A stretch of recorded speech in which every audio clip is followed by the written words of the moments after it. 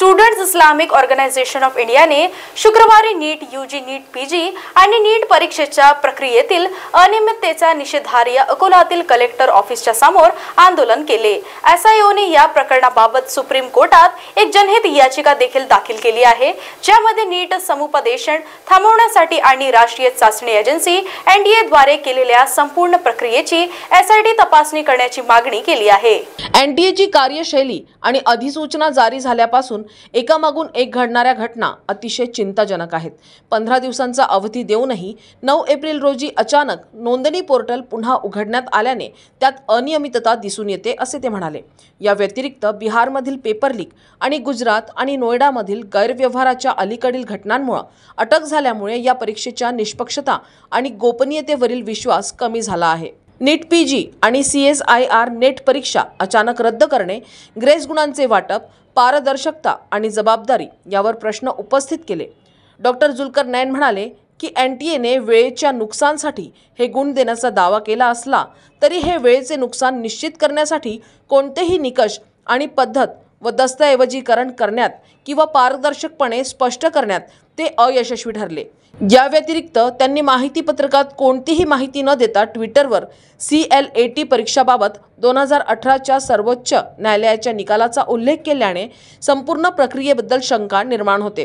त्यानंतरचे हे औचित्य म्हणजेच केवळ परीक्षा प्रक्रियेतील महत्त्वाच्या चुका किंवा फेरफार लपविण्याचा प्रयत्न असल्याचे दिसून येते।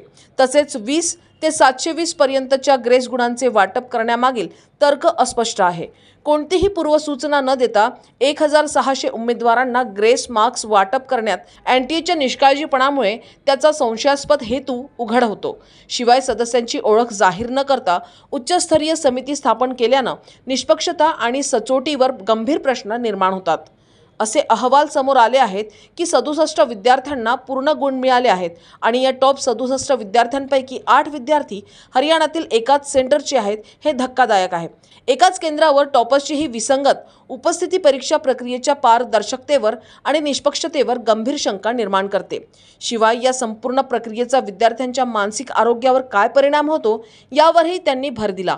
नुकतेच निकाल जाहीर झाल्यानंतर एका विद्यार्थ्याच्या आत्महत्येने परीक्षार्थ्यांच्या दुर्व्यवस्थेवर आणखीनच खळबळ उडाली आहे। या महत्त्वाच्या मुद्द्यावर न्याय आणि निराकरणासाठी SIO पीडित विद्यार्थी आणि त्यांच्या कुटुंबियांच्या पाठीशी उभी आहे अशी पुष्टीही त्यांनी दिली।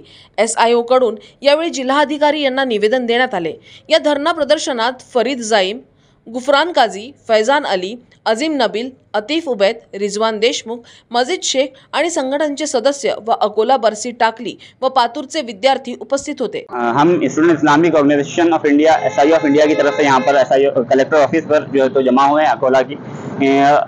SIO जो है तो नीट का जो इशू है और जो नेट इशू हुआ है, नीट पीजी का इशू जो हुआ है उसको पहले दिन ही से 5 जून से ही जो है तो उठा रही है। हम लोगों ने सुप्रीम कोर्ट में भी PIL दाखिल की थी। सबसे पहले हम लोगों ने PIL दाखिल की थी, जिसके नतीजे में जिसके रिजल्ट के तौर पर 1563 लोगों को जिनको ग्रेस मार्क्स दिया गया था उनका ये एग्जाम जो है तो कंडक्ट हुआ है NTA की तरफ से।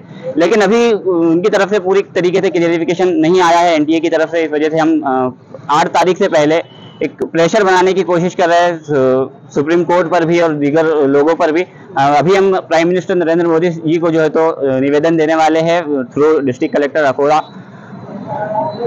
मांग ये है कि NTA जो एजेंसी है जो टेस्ट कंडक्ट करती है उसको स्क्रैप करके कोई अच्छी एजेंसी जो है तो जो ट्रस्टवर्दी हो, जो है तो शफाफियत के साथ पेपर कंडक्ट करे, पेपर के एग्जाम को जो है तो कंडक्ट करे। साथ ही जो धर्मेंद्र प्रधान जी है उसका इस्तीफा, उनकी रेजिग्नेशन की मांग करते हैं और एक स्पेशल इन्वेस्टिगेशन टीम को जो है तो इस पूरे धांधली जो है नीट की उस पर बिठाना चाहते हैं। मांग पूरी नहीं हुई तो